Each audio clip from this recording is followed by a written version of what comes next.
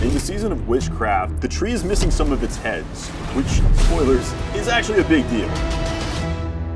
Someone has stolen heads from the Tree of Whispers, and it is the Wanderer's role to discover the mystery behind who is taking the heads and to what end. As you progress through the storyline, you work with the Coven, and in exchange for your help, they will give you their own powers, and then you can utilize these powers in Season of Witchcraft. If you're not familiar, the Tree of Whispers is this ancient tree with heads. You can come and ask for favors from the tree itself, but it will ask for something in return. Notoriously, no one has been able to get out of their deal with the Tree of Whispers, until now. Who is it that's been freeing these heads from the Tree of Whispers? And what are the fugitive heads themselves trying to accomplish now that they're free from the tree? And these stolen heads are scattered all around Sanctuary, causing chaos and spreading strange rot, taking over the bodies of the living. Head rotten are what happens when a head from the Tree of Whispers attempts to graft itself onto an already living creature to reclaim that life. They retain some of the tree's power. Brambles and roots grow along the inside of these creatures, bursting out and causing them to essentially have a head detach. And they don't mind sacrificing their living victims in their pursuit to live again.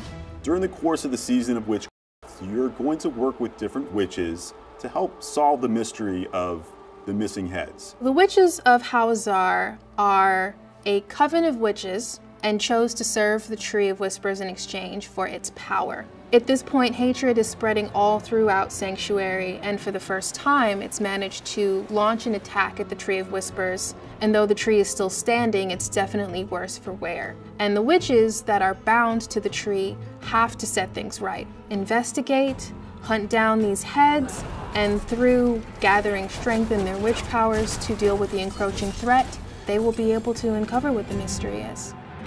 In exchange for your help, the witches are offering you their witch powers. And this season, you're going to be able to tap into 3 major categories of witchcraft power.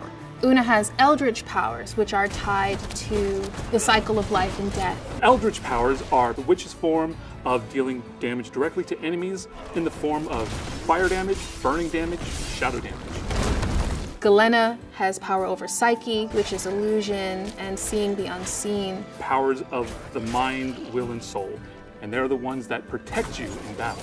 Growth and decay powers are powers of the swamp. Caden deals with the body, disease and poultices, familiars. They're the ones that decay your enemies and heal you in battle. So you might be going for a fire sorceress, for example, and decide that you want to have ancient mystical frogs helping you in some way.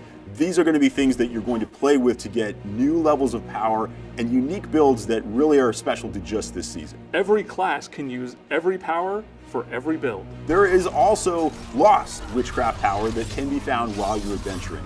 This is a special witchcraft power that exists outside the purview of traditional witchcraft powers. So as players progress through the storyline and they complete Whispers, they will earn a seasonal currency. This seasonal currency is used to, 1, purchase witch powers, and also upgrade your witchcraft powers. An example of an eldritch power would be a new power, Doom Orb, an ominous orb of pure eldritch energy that circles you and burns enemies with fire damage. Doom Orb gets stronger as you slay enemies and will eventually explode. Doom Orb will also launch itself at enemies if no enemies are near you. So we do have some returning fan favorites coming back in Season of Witchcraft. Players who are fans of our franchise will remember some of these powers are from Diablo 3, specifically the Witch Doctor. Fire Bats is returning from Diablo 3. Those who have played the Witch Doctor also remember the Hex skill, the Toad of Hugeness. However, it's been reimagined for Diablo 4 and Season of Witchcraft. This is the Poison Frog Servant. I just think it's adorable, and I want to have a murderous pet frog follow me through Sanctuary. Of all the witchcraft powers, something tells me that players are probably going to be the most excited about Piranha. It's effectively a whirlwind of water and chomping piranhas that will just shred your enemies to pieces. And yes, it does pull enemies towards it. So players will be unlocking and upgrading their various witchcraft powers through performing headhunts. You're going to see that there's an area in the world where the Tree of Whispers has detected fugitive heads. The head rotten are there. You need to go hunt them down.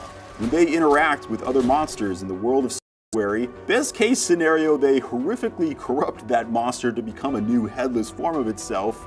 Worst case, they actually affix themselves to a monster and become a new boss-like entity that has this ancient rotting head on top of this now puppeteered body. There is a horror in them, a sort of Frankenstein-esque monster. So they have more humanoid traits, but even stronger powers. Like flaming swords they're going to be throwing at you, or they might be using poison axes that are hurled your way, or even shadow spears that tear up the ground. So these are going to be some new encounters that you've never seen before. As you perform various whispers in the area, hopefully you see briars out in the world. These are going to indicate that there's a head rotten there. If you manage to successfully take down one of the head rotten and claim a fugitive head, this can be returned to the witches at the Tree of Whispers, and you're going to get special seasonal Soctables as a reward. On top of that, there will be some new whispers out there. You might have a chance to help a bewitched frog, or there might be a lost wisp that needs to find its way home. As you engage in these whispers, you're going to get reputation with the witches, as well as seasonal currency that you can use to unlock and upgrade your witch powers. So we've seen a lot of great feedback from our players on what are the various features that they most want to see in Diablo 4 to make our game even better. One that's come up quite a few times is an armory. When you save a build in the armory, it's going to take a snapshot of everything currently on your character. Skill tree, paragon boards, your glyphs on those boards, and all of your gear. Players will be able to access the armory UI from any major city. You're going to be able to pursue multiple different builds on one class at the same time. This can be pretty cool when leveling up, but it's especially fun once you get into the end game. At that point, whenever you find a cool item that, oh man, this is really strong, but not for the build I'm running right now, oh, but you can still use it. You can still save out separate sets and try to pursue getting really powerful setups of very different versions of your class at the same time. I am excited of what it could feel like to constantly be swapping between these different builds and seeing which one is the most powerful. I'm excited for people to just immerse themselves in the season. Me personally, I'm very likely going to be running a companion druid build with the grow power to have a giant werewolf army. Hell yes. We have a quest line that is different and emotionally gut-wrenching. New witch powers, fugitive heads, new whispers. Really interesting bosses that have unique attack patterns. Uniques, legendaries, and new runes for Vessel of Hatred players. There's a lot to try out here, some builds that have never been present before. I'm excited to see what players do with it.